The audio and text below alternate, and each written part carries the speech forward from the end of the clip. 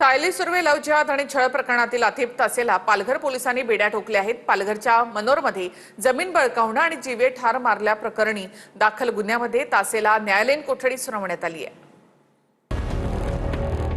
Sayali Surve love जिहाद आणि छळ प्रकरणातील आतिफ तासेला पालघर पोलिसांनी बेड्या ठोकल्यात।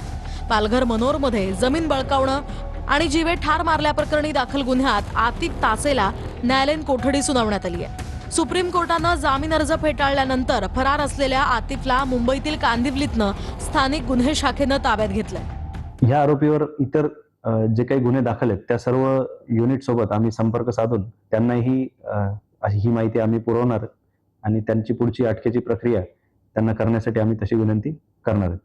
आतिफ तासेवर जमीन बळकावणं, फसवणूक आणि जीवे मारण्याच्या धमकीसारखे गंभीर गुन्हे दाखल आहेत।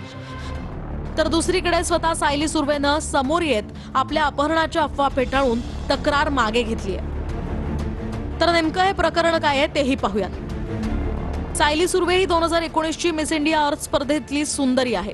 घरच्यांचा प्रचंड विरोध असताना सुद्धा उद्योजक आतिफ तासेशी तिनं विवाह केला होता। मात्र लग्नानंतर आयुष्य नरक बनल्याचा दावा सायलीनं केला। लग्नानंतर तिचं बळजबरीनं धर्मांतर करून तिचं नाव तेजा ठेवण्यात आलं। आतिफ आणि त्यांच्या कुटुंबियांकडून शारीरिक मानसिक छळ केल्याचाही आरोप तिनं केलाय। गेल्या 2 दिवसांपासून सोशल मीडियावर सायली सुर्वेचं अपहरण झाल्याची बातमी वाऱ्यासारखी पसरली होती।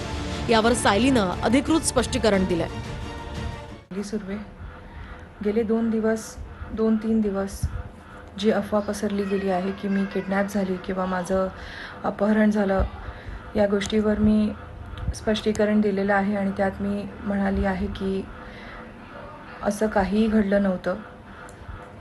मी माझ्या मुलांसाठी 4 लेकरांसाठी मी माझी केस परत घेतली।